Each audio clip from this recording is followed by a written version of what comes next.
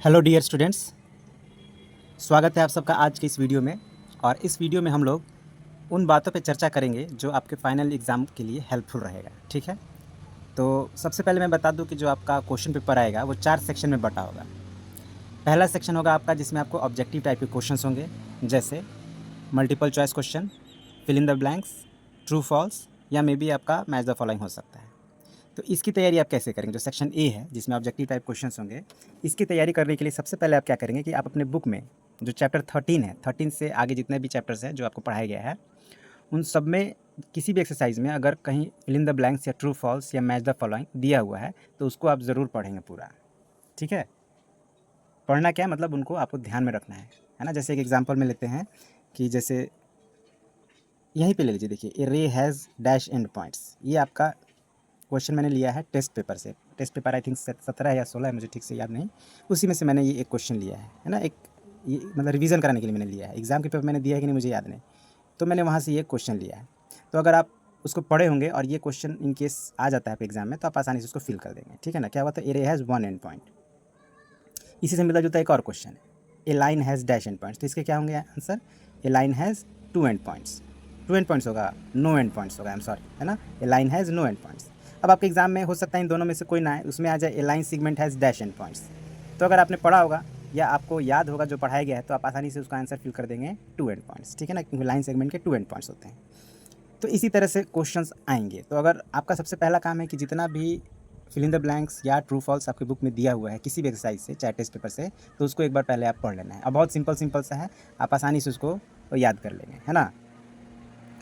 Second section B और section C. Section B में एकदम सिंपल क्वेश्चन है जो एकदम फार्मूला बेस्ड है ना। डायरेक्ट फार्मूला अप्लाई किया और आंसर आ गया। ठीक है, या थोड़ा बहुत उसमें आपको हो सकता है कि परिश्रम करना पड़े, थोड़ा सा आपको अपना दिमाग उसमें चलाना पड़े, लेकिन सेक्शन बी में बहुत सिंपल क्वेश्चन है। सेक्शन सी में जो क्वेश्चन होगा वो थोड़ा, उसमें आपको थोड़ा सा मतलब एक या दो स्टेप में आपका आंसर आएगा, है ना। मतलब जैसे सरकमफ्रेंस दिया हुआ है और आपको एरिया निकालना है, तो सरकमफ्रेंस दिया हुआ है तो आपको एरिया निकालने के लिए पहले रेडियस निकालना पड़ेगा और उसके बाद आप एरिया निकालेंगे, मतलब दो स्टेप में आंसर आएगा।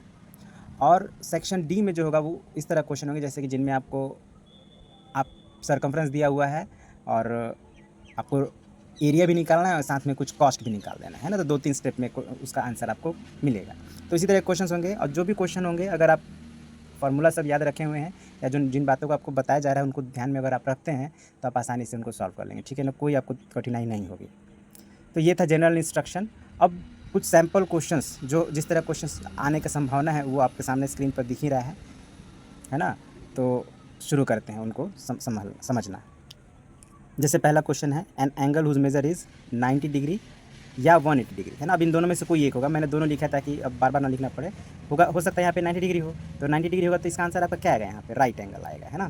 क्या आंसर होगा इसका, राइट एंगल, क्योंकि 90 डिग्री के एंगल को हम लोग क्या बोलते हैं, राइट एंगल। लेकिन अगर वहाँ पे आ गया 180 डिग्री तो आप क्या आंसर करेंगे, स्ट्रेट एंगल। हो सकता है कि यहाँ पे आपका कोई दूसरा वैल्यू आ गया, 100 डिग्री आ गया, तो 100 डिग्री किस तरह का एंगल है, ऑब्ट्यूज एंगल, तो आप आंसर क्या भरेंगे, ऑब्ट्यूज एंगल। या हो सकता है angle whose measure is 50 degree, तो क्या भरेंगे आप, एक्यूट एंगल, है ना। मतलब ये एक एग्जांपल है, इसमें से कोई सा भी आ सकता है।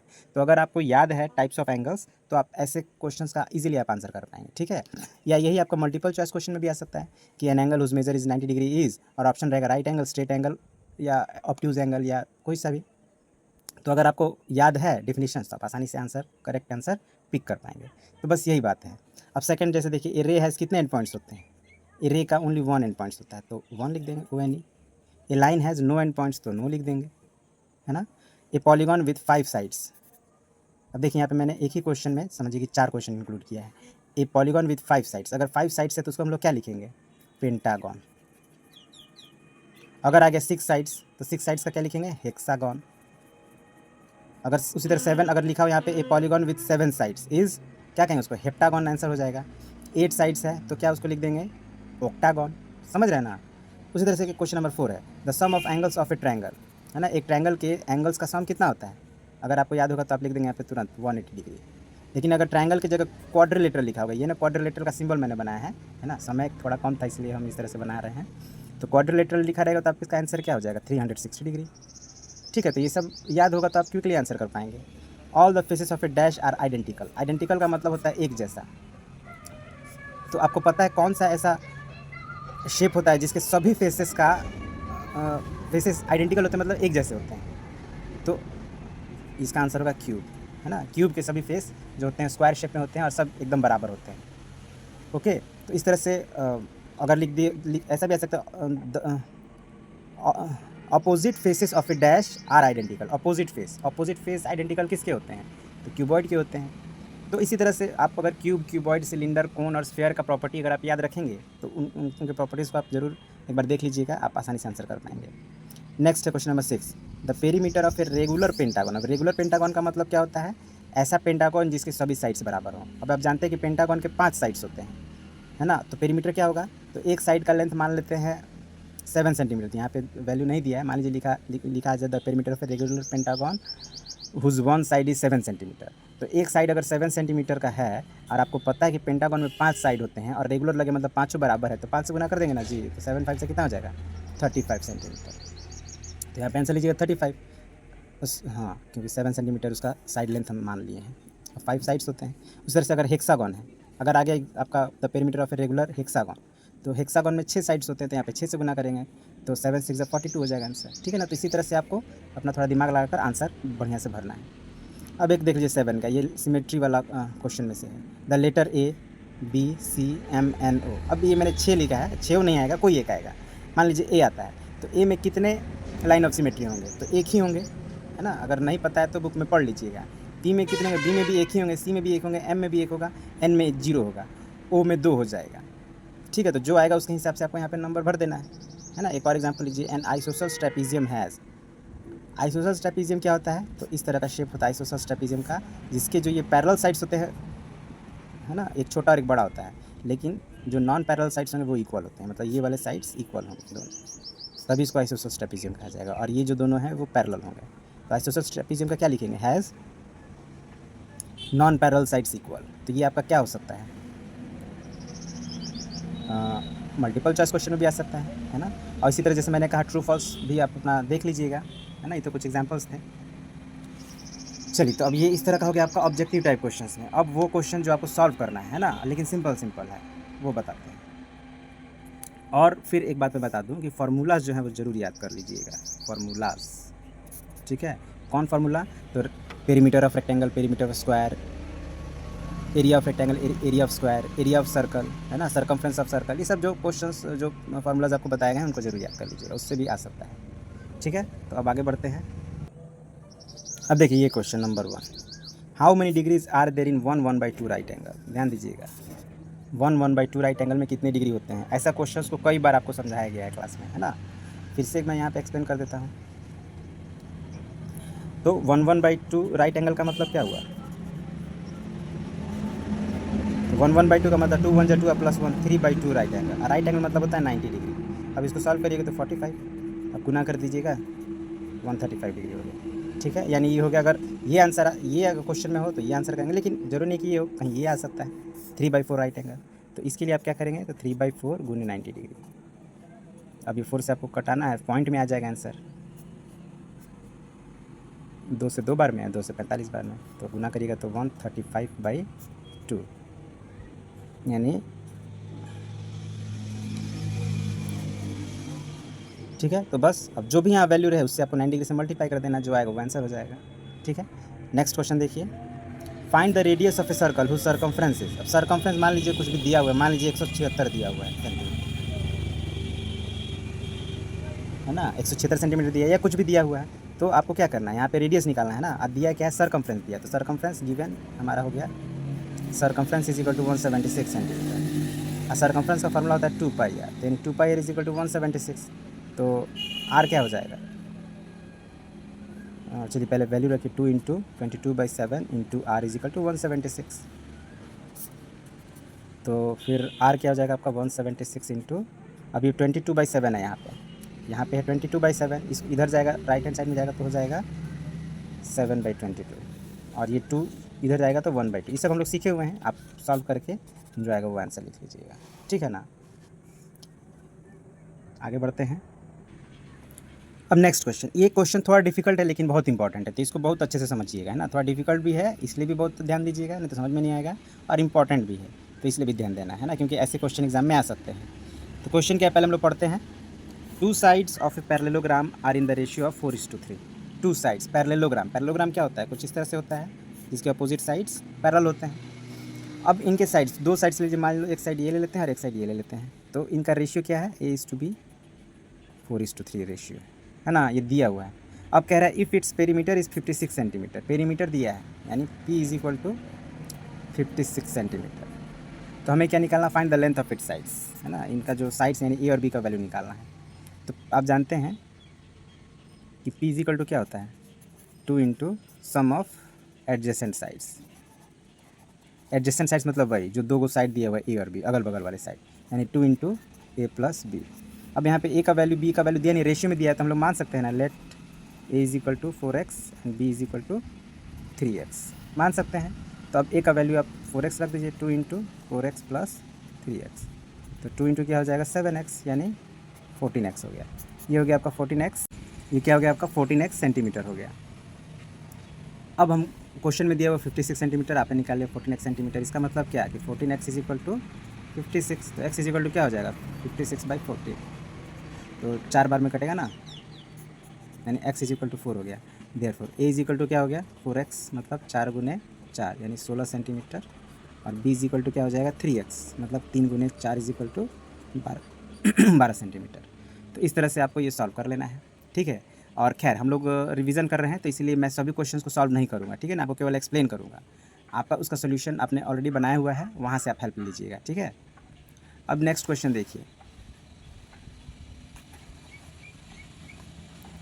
4 नंबर, तो ये भी लगभग वैसा ही है। Length and breadth of A rectangular field, है ना, रेक्टेंगुलर फील्ड है यहाँ पे, तो रेक्टेंगल का शेप बनाइए, और यहाँ पे दिया हुआ है रेशियो दिया 5:4, मतलब लेंथ = 5x मान लीजिए, और B = 4x, है ना, दिया हुआ है L = B = 5:4। यहाँ पे देखिए पेरीमीटर दिया है 108, तो यहाँ पे पेरीमीटर क्या हो जाएगा 2 × L + B, ठीक है, तो 2 × 5x + 4x, तो 2 × 9x बराबर, एकदम सेम वैसे ही बन रहा है, ठीक है ना। बट 18x कितना दिया है 108 मीटर, तो x का वैल्यू निकल जाएगा 6 आएगा, तो फिर आपका लेंथ कितना हो जाएगा, डायमेंशंस निकालना, डायमेंशन मतलब वही लेंथ एंड ब्रेड्थ, तो लेंथ हो जाएगा 5 × 6 आया था ना, या निकाल लीजिए, अब जो भी आएगा उसका वैल्यू रख दीजिएगा और आपका लेंथ और ब्रेड्थ निकल जाएगा, ठीक है।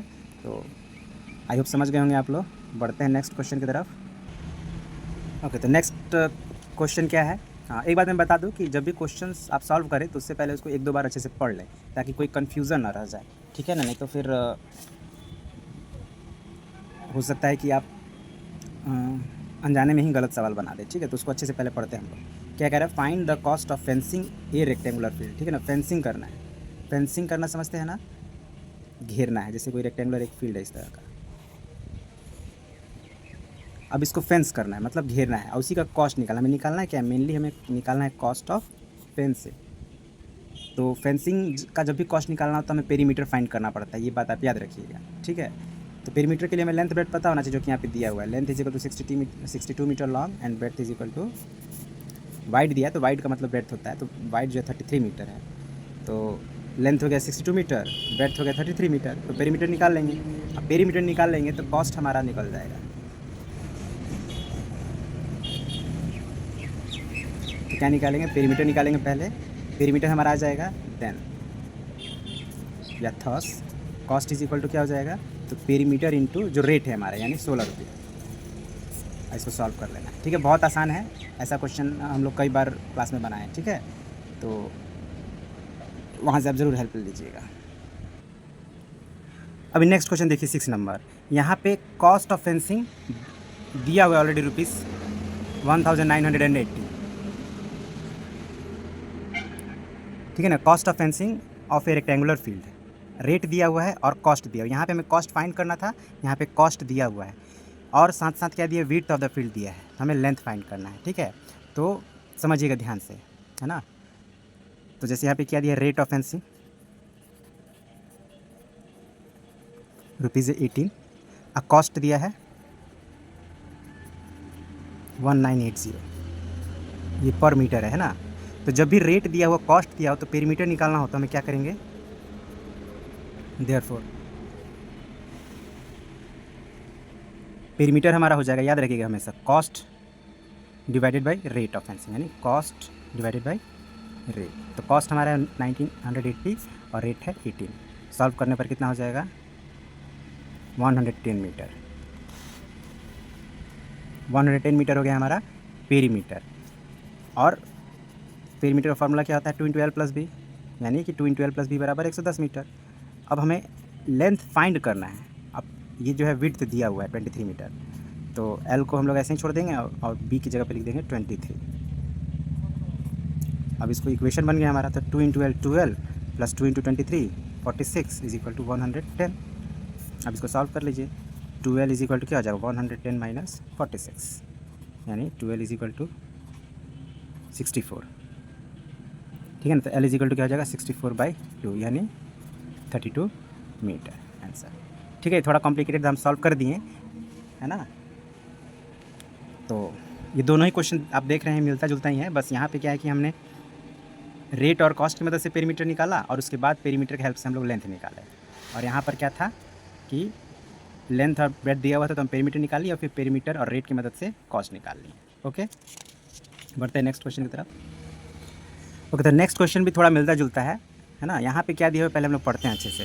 The length and the breadth of A rectangular field, है ना। एक रेक्टेंगुलर फील्ड है जिसका लेंथ और ब्रेड्थ का रेशियो दिया है 7:4, मतलब ये एल है ये बी है, तो एल इज टू बी क्या दिया है 7:4। तो हम लोग मान लेते हैं length is equal to 7x, अब B is equal to 4x हो जाएगा। अब उसके बाद क्या दिया, the cost of fencing at the rate of the cost of fencing the field at the rate of ₹25 per metre is ₹3,300। यहाँ भी देखिए आपका क्या दिया है, रेट दिया है और कॉस्ट दिया है, तो पेरीमीटर हम लोग निकाल लेंगे, है ना। अभी जैसे हम लोग निकाल लेते हैं also rate is equal to ₹25 per metre और cost is equal to ₹3300। Therefore perimeter क्या हो जाएगा फिर भाई कॉस्ट बाई रेट, मतलब 3300/25 जो किसके बराबर हो जाएगा 132 मीटर। ठीक है, तो पेरीमीटर निकल गया। और पेरीमीटर का फॉर्मूला क्या होता है 2 इंटू एल प्लस बी। अब एल का वैल्यू हम लोग एक्स के टर्म्स में 7x माने हैं, तो 7x plus 4x is equal to 132 metre. अब आपको 7x और 4x इसको जोड़कर 2 से गुना करके x का वैल्यू निकाल लेना है, ये आप लोग सीखे हुए हैं, है ना। तो जब x का वैल्यू आप निकालेंगे, मैं डायरेक्ट कर देता हूँ, 7 4 11 दूना 22x is equal to 132 metre. तो x इज इक्वल टू हो जाएगा 5, हाँ 5 होगा 6 होगा, यस 6 होगा, x का वैल्यू 6 हो गया। Therefore l is equal to, मतलब यहाँ पे आप 7 इंटू 6 और ये हो जाएगा 4 इंटू 6। ठीक है, निकाल लेंगे आप लोग, तो यानी आपका 7 6 42 मीटर और b is equal to 24 metre, ये आपका आंसर हो जाएगा। ओके ओके, तो नेक्स्ट क्वेश्चन है हमारा, ध्यान दीजिएगा, थोड़ा अलग है ये क्वेश्चन। Find the distance covered by the wheel of a car, है ना। कोई कार का पहिया है, अब ये घूमेगा तो कुछ डिस्टेंस कवर करेगा। कितना घूम रहा है ये 500 रिवोल्यूशन, यानी 500 चक्कर काटा है, तो कितना डिस्टेंस कवर करेगा ये हमें बताना है। जिसका डायमीटर दिया हुआ है 77 सेंटीमीटर, तो जो गिवन है पहले लिख लेना है। ठीक है, given d is equal to 77 centimetre. तो याद रखिएगा, जब भी कोई पहिया घूमता है, एक चक्कर काटता है, तो वो अपने सर्कमफ्रेंस के बराबर डिस्टेंस कवर करता है। ठीक है ना, एक चक्कर में जितना उसका सर्कमफ्रेंस है उतना ही डिस्टेंस कवर करेगा, इसलिए हमें यहाँ पे c निकालना पड़ेगा। c का फॉर्मूला क्या होता है, एक तो होता है 2πr और एक होता है πd। अब यहाँ पे d गिवन है तो हम लोग πd वाला फॉर्मूला यूज़ करेंगे।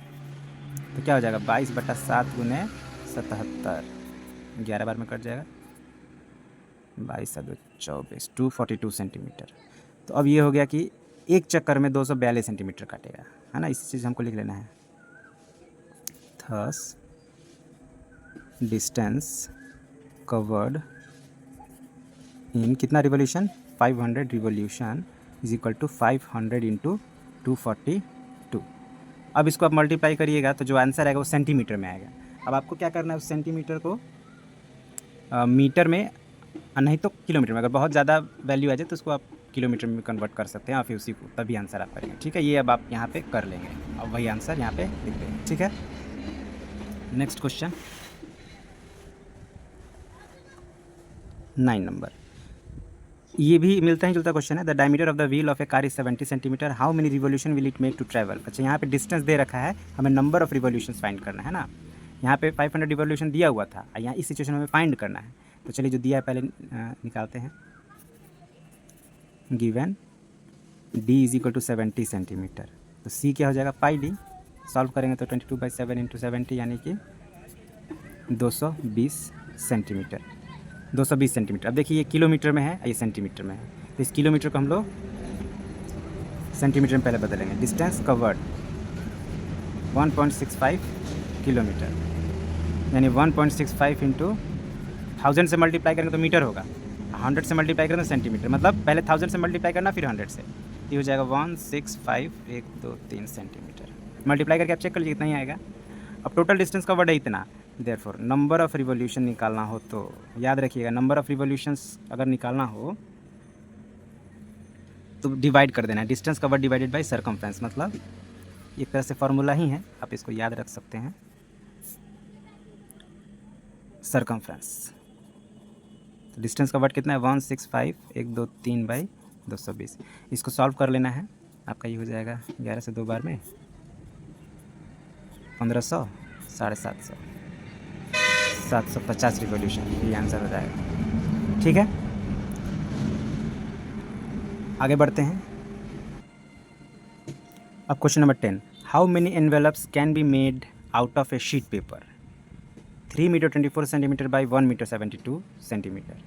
ठीक है, ध्यान से पढ़ना है पहले क्वेश्चन को। हमें पूछा जा रहा है कितना एनवेलप्स बनाया जा सकता है एक शीट पेपर से, मतलब एक शीट पेपर है, पेपर का एक शीट है जिसका लेंथ है 3 मीटर 24 सेंटीमीटर और ब्रेड्थ है 1 मीटर 72 सेंटीमीटर। अब इसको यूज़ करके हमको एनवेलप बनाना है, तो एनवेलप हम लोग डायरेक्ट तो बनाएंगे नहीं, इसको पीस ऑफ पेपर में डिवाइड करेंगे ना, इसके कई सारे पीसेस में डिवाइड करेंगे। आज जो पीस ऑफ पेपर होगा उसका साइज़ होगा 18 सेंटीमीटर बाई 12 सेंटीमीटर, मतलब जो ये यहाँ पे पीस हम काटेंगे तो 18 सेंटीमीटर बाई 12 सेंटीमीटर होगा। इसको पहले तो हमें इस पीस में काटना है, तो हमें ये देखना है कि कितना पीस काटेंगे तो जितना हम एनवेलप बना सकते हैं, तो हमें बस ये नंबर ऑफ़ पीस निकालना है। नंबर ऑफ़ पीस निकाल दें तो नंबर ऑफ़ एनवेलप्स भी निकल जाएगा। तो देखिए, जब भी इस तरह का हो कि किसी एक बड़े टुकड़े से हमें छोटा छोटा टुकड़ा में डिवाइड करना हो, तो हमें क्या करना है, दोनों का एरिया निकाल के डिवाइड कर देना होता है, तो उसका टोटल नंबर निकल जाएगा पीस का। तो पहले हम लोग इसका एरिया निकालेंगे, तो एरिया ऑफ शीट पेपर या पेपर शीट। अब यहाँ पे ध्यान दीजिए कि ये मीटर सेंटीमीटर भी दे, इसको कन्वर्ट कर लेना है तो 324 सेंटीमीटर हो जाएगा, और ये हो जाएगा 172 सेंटीमीटर। तो इसका ये हो जाएगा 324 गुने 172। ठीक है, और इसका एरिया क्या हो जाएगा, area of piece of paper हो जाएगा 12 गुने 18। ठीक है, therefore required number of envelopes, required number of envelope is equal to, दोनों को डिवाइड कर देना, यानी 324 गुने 172 बाई 12 इंटू 18।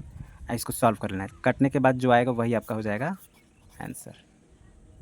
ठीक है, तो इस तरह क्वेश्चन इसको हम लोग समझे हैं कई बार, और आई होप कि आप ज़रूर बना लेंगे। ठीक है ना, इसको अच्छे से रिवाइज़ कर लीजिएगा। दूसरा क्वेश्चन है, ये भी मिलता है जुलता क्वेश्चन है, तो एक को समझ गए तो दूसरा भी आप समझ जाएंगे आसानी से। यहाँ पे दिया हुआ है ए मार्बल टाइल जिसका मेजरमेंट दिया है 12 सेंटीमीटर 10 सेंटीमीटर, तो इसका मतलब होता है कि ये लेंथ हो गया और ये ब्रेड्थ हो गया। ठीक है, अब इसमें से जो मार्बल टाइल है, how many tiles will be required to cover a wall of size, है ना, ये जो मार्बल टाइल है इसी को यूज़ करके हमको एक वॉल को कवर करना है ना। मान लीजिए ये दीवार है, अब इसी पर ये टाइल्स ऐसे ऐसे प्लेस करना है, कवर कर देना है टाइल्स से। तो जो दीवार है उसका साइज़ क्या है 4 मीटर बाई 3 मीटर, और जो टाइल्स इसमें हम लगा रहे हैं बीच बीच में, इसका क्या है 12 सेंटीमीटर है बाई 10 सेंटीमीटर। अगेन यहाँ पे मीटर में है, ये सेंटीमीटर में है, तो इसको हम लोग सेंटीमीटर में पहले कन्वर्ट करेंगे, है ना। तो फिर यहाँ पे required number of tiles is equal to area of wall divided by area of tiles. अब एरिया ऑफ वॉल क्या है 4 मीटर इंटू 3 मीटर, और इसका है 12 सेंटीमीटर इंटू 10 सेंटीमीटर, यानी मीटर को सेंटीमीटर में कन्वर्ट करना है, 400 centimetre into 300 centimetre by 12 into 10, घटा लेना है, ये 10 से 39 में कट जाएगा, 4 से 3 बार में, ये 4 से 100 बार में, ये 3 से 10 बार में, यानी आंसर कितना आ गया 1000 टाइल्स, यानी 1000 टाइल्स लगेगा। तो यहाँ पे मैंने देखिए रफली बनाया हुआ है, आप लोग एग्ज़ाम में एकदम ऐसे ही मत बनाइएगा, ये तो बस आपको समझाने के लिए था। आप लोग क्या करेंगे, जो आपको क्लास में बताया गया है जिस तरह से आपने फेयर में बनाया है उस तरह से ही सॉल्व करिएगा, मैं बता दे रहा हूँ, ठीक है ना।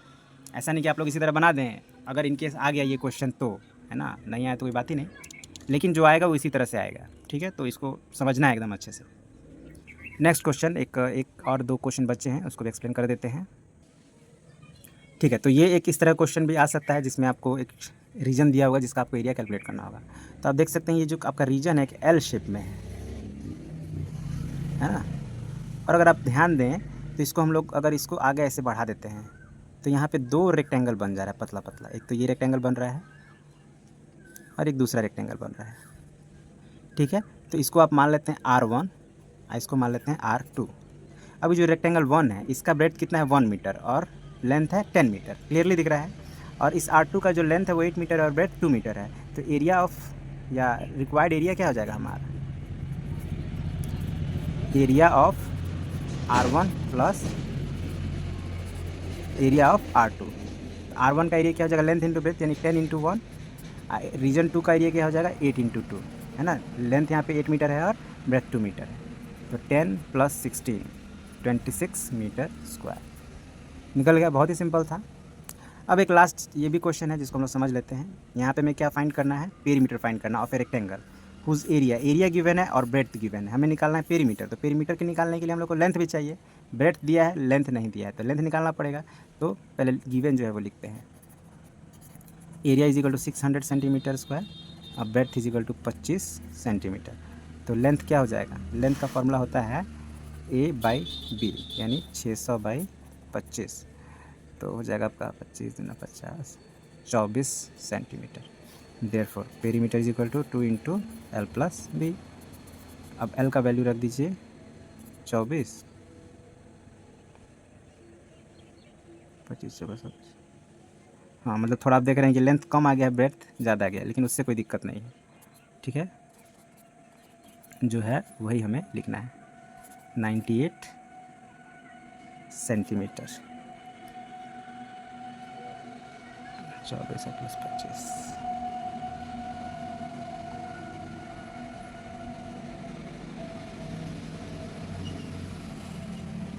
ठीक है, यही हमारा हो गया आंसर। तो ये कुछ क्वेश्चन थे जो आपका आने वाला फाइनल एग्ज़ाम को देखते हुए मैंने रिवाइज़ कराया है। लेकिन ये सिर्फ मेंसुरेशन चैप्टर से ही मैंने लिया है क्योंकि काफ़ी सारे स्टूडेंट्स को इसी चैप्टर में ज़्यादा दिक्कत था। इसके अलावा जो आपका अगला चैप्टर्स है जिसमें आपको mean median mode I think आपको नहीं बताया गया है, या जो भी चैप्टर्स हों डेटा हैंडलिंग से रिलेटेड है उसको आप लोग पढ़ लेंगे। उसमें छोटे छोटे डिफिनेशन से उनको याद कर लीजिएगा और बहुत ही सिंपल सा चैप्टर है, उसको आप लोग आसानी से बना लीजिएगा। लाइन ऑफ सिमेट्री वाला चैप्टर दिया गया है, उसको भी पढ़ लीजिएगा, है ना। जैसे कि किसी पर्टिकुलर शेप का कितना लाइन ऑफ सिमेट्री होता है वो सब याद कर लीजिएगा। जैसे रेक्टेंगल के कितने लाइन ऑफ सिमेट्री होते हैं, स्क्वायर के कितने लाइन ऑफ सिमेट्री होते हैं, कोई इंग्लिश अल्फ़ाबेट है लेटर है उसमें कितने लाइन ऑफ सिमेट्री होंगे, इनको याद कर लेना है। फार्मूला भी याद कर लेना है, मैंने बताया ही है ना। और जितना भी आपको लगे कि हाँ सिंपल है जो आप आसानी से याद कर सकते हैं उनको भी याद कर लीजिएगा, ठीक है। और शुरू में तो मैंने आप लोग बता ही दिए हैं, उसको अगर आप फॉलो करते हैं तो आई थिंक आप सिर्फ इस वीडियो की मदद से और जितना मैंने बताया सिर्फ उतना भी कर लेते हैं तो आप आराम से आउट ऑफ 80 50 to 60 मार्क्स ला सकते हैं, ठीक है ना। और अगर आप चाहते हैं 80 आउट ऑफ 80 लाना तो आपको थोड़ा खुद से भी एफर्ट लगाना पड़ेगा।